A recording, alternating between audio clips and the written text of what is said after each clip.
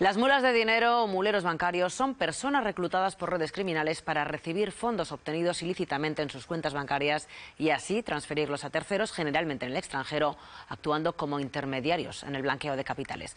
Las hay de muchos tipos, un término que comenzamos a oír, Enrique, en los aeropuertos.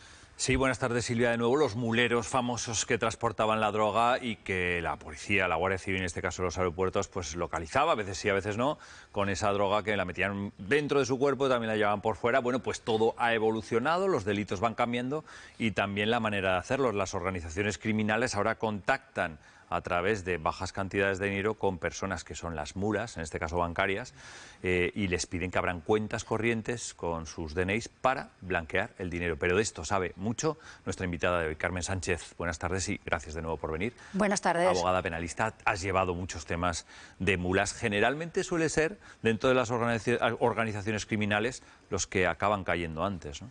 Sí, en el caso de la droga siempre fue el eslabón más débil de la cadena de distribución de la droga, que era el encargado de traer la maleta en el aeropuerto y que muchas veces eran condenados a penas de prisión bastante elevadas, y ahora, como los delitos se han modernizado con la tecnología, pues son las mulas bancarias o personas que prestan su cuenta bancaria o su teléfono para recibir bizum de dinero que tiene procedencia ilícita, y al final la mula tiene la condición de cooperador necesario, que lleva la misma pena del autor, y vas a ser culpable del delito del cual proceda ese dinero, una extorsión, una estafa, pertenencia a un grupo criminal, y las penas, pues en la estafa, por ejemplo, pueden llegar hasta 3 años de cárcel. Hay que tener mucha prudencia, nos tenemos que concienciar todos de no prestar nuestras cuentas bancarias ni permitir que entre ni salga bizum de dinero ajeno en las cuentas bancarias, y mucho menos de personas desconocidas, porque nos podemos estar metiendo en un problema.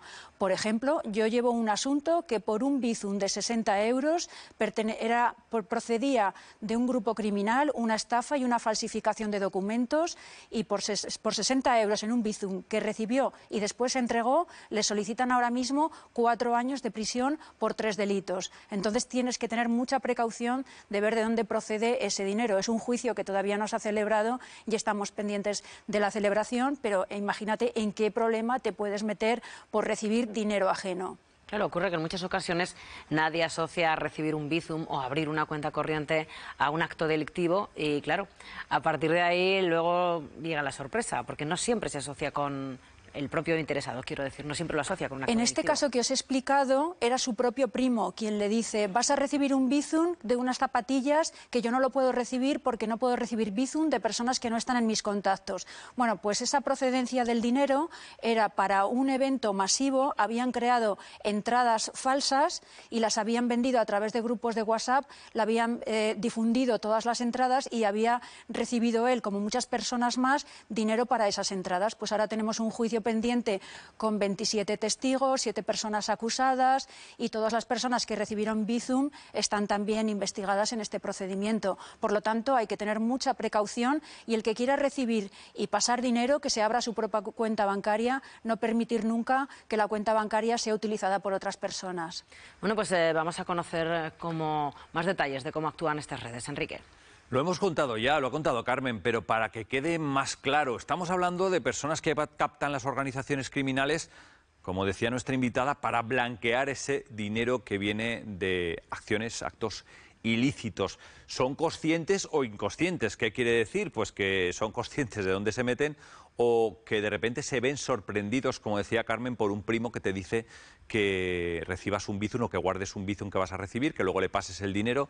Esto pasa a diario. Algunos también son intermediarios, como decimos, para el blanqueo de dinero y de otros bienes de procedencia ilícita, y lo mueven, que es de lo que se trata, de mover el dinero para no ser localizados por las fuerzas y cuerpos de seguridad. Abren cuentas corrientes con su nombre para blanquear ese dinero que viene de las organizaciones criminales, y algunos suelen caer, Silvia, con ofertas falsas de trabajo. Bueno, pues vamos a conocer quién trabaja para desarticular estas redes criminales y dar también con sus mulas. Es la Policía Nacional. Saludamos a Sergio Colás, él es policía del Sindicato Policial UFP. Muy buenas tardes. Hola, buenas tardes. Esta gente, estas mulas, prestan su identidad, su cuenta corriente a los delincuentes en muchas ocasiones. Esto es lo que ustedes tienen que rastrear después, me imagino que será farragoso. Sí, es complicado. Mira, como bien ha explicado Carmen, una mula bancaria es la persona que presta su cuenta corriente para mover dinero procedente de un delito. Y aunque no lo saben, en muchas ocasiones esta conducta puede constituir un delito de blanqueo de capitales, que además está regulado en el artículo 301 del Código Penal. A nivel policial, para nosotros la mula es el eslabón intermedio que utilizan las organizaciones criminales para dificultar la trazabilidad del dinero. Y esto es lo importante. Lógicamente, el dinero no puede ir directamente a los autores porque sería fácilmente rastreable. Entonces, necesitan de estos terceros, las mulas que se ha comentado. Y aquí es donde entra la Unidad de Delincuencia Económica y Fiscal y el Grupo de Delitos Tecnológicos. Y como digo, no es una tarea fácil porque fragmentan el dinero y luego trazarlo es complicado. Y además aquí existen tres figuras diferentes de mula. Está la mula cómplice, y aquí hablamos de una persona que sabe perfectamente que el dinero tiene un origen ilícito y esta persona acepta recibir transferencias, retirarlas en efectivo o reenviarlas a otras cuentas y, como se dice, aquí muchas veces en el extranjero, con lo cual imaginaos lo difícil que es rastrear ese dinero. Y todo esto a cambio de una pequeña comisión. Y claro, en estos casos sí que estamos ante un delito de blanqueo de capitales doloso porque la persona lo sabe. Y además puede haber una cooperación en la estafa, incluso pertenencia a una organización criminal de existir una estructura estable.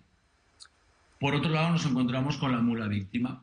Esta mula, pues mediante engaño, como sucede, ya ha comentado Carmen, pues también puede ser que le ofrezcan un trabajo, se puede denominar un gestor de pagos, un intermediario financiero o un agente internacional, si lo quieren decir.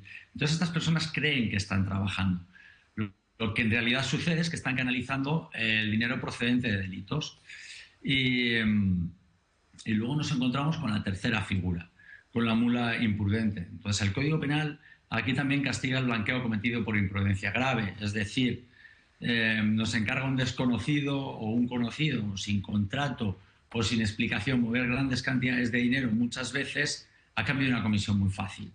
Pues bueno, no saber siempre no exime de responsabilidad, y sobre todo si la conducta es gravemente negligente. Aquí hay que tener cuidado también, ¿no? Porque es fácil caer también según la situación de cada persona, y el modus operandi de estas redes es el mismo, es muy sencillo. Está la víctima de la estafa, va a cuenta de la mula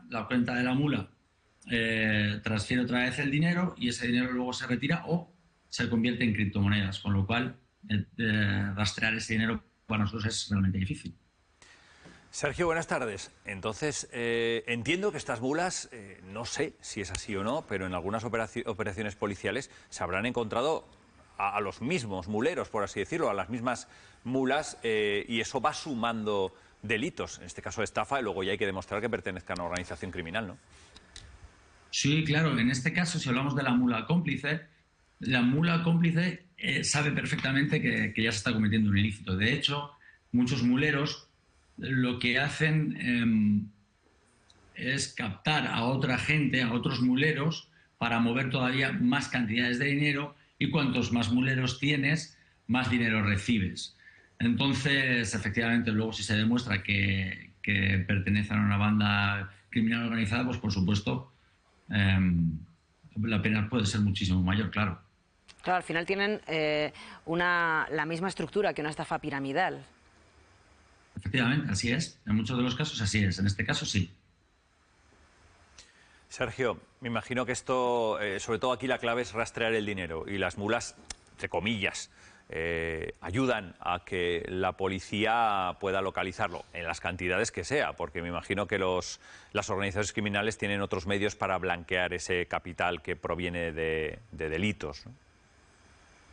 Ayudan sí y no. Cuando son víctimas y no se dan cuenta, es muy difícil ayudar, porque ya una vez que llega la policía y te llama a la puerta, ya no estamos hablando de algo administrativo, ya es algo penal. Entonces, si no te das cuenta, tú eres una víctima también. Si te das cuenta, normalmente suele pasar mucho tiempo. ¿Qué pasa? Cuando se extrae el dinero de los cajeros de manera física, si nosotros no lo hacemos en un plazo de 2 semanas, las cámaras ya se pierden, con lo cual nos dificulta muchísimo más el trabajo. Pero la las mulas víctimas sí que nos ayudan a rastrear el dinero. Aún así, insisto, es realmente difícil. Sergio, pues muchísimas gracias por habernos aportado todos estos datos sobre las mulas. Buenas tardes. Gracias a vosotros. Buenas tardes. Claro, luego está la otra cara de la moneda, Silvia, que Carmen conoce bien, que ha defendido casos con muleros, con mulas. Esa mula víctima de la que hablaba este Policía Nacional, lo primero que dice es, no tenía ni idea de dónde me había metido, ¿no? Claro, también hay personas inocentes y para eso es muy importante recopilar todo tipo de documentación. Hace poco defendí a una madre de familia que por Telegram le ofrecieron un trabajo, hasta un contrato de trabajo, y su trabajo consistía en recibir dinero y luego entregarlo a otra persona y quedarse una comisión. Y ha salido absuelta. Ese juicio lo hemos ganado, pero porque ella recopiló todos los documentos. Teníamos todas las capturas de pantalla del Telegram, teníamos hasta el contrato de trabajo. Y salió absuelta porque la jueza entendió que no había dolo, no tenía intención de cometer ese delito. Era desconocedora. Ocurre en ocasiones también que, claro, la mula está en un país y el que organiza está en otro. Y me imagino que al final, con todos los temas jurídicos, tiene que ser incluso más complicado. Claro, bastante. Por eso la organización criminal es muy difícil de detectarla. Al final el culpable es la mula. Imagínate el que está manejando los hilos de todo, que vende una bicicleta de 1.000 euros a través de Internet y los 1.000 euros los va a recibir una persona que es la mula y se va a quedar 200 de comisión y va a entregar 800 a la organización. Se van a quedar esos 800 euros y que va a quedar impune, no van a ser culpables de nada. Es la mula la que se va a ver metida en el problema de la venta de la bicicleta en el ejemplo que os pongo. Pues Carmen, muchísimas gracias por habernos aportado todos estos detalles sobre las mulas. Y Enrique, muchísimas gracias. Seguiremos hablando de mulas y otros temas similares. Da para mucho. Gracias. Gracias, Silvia.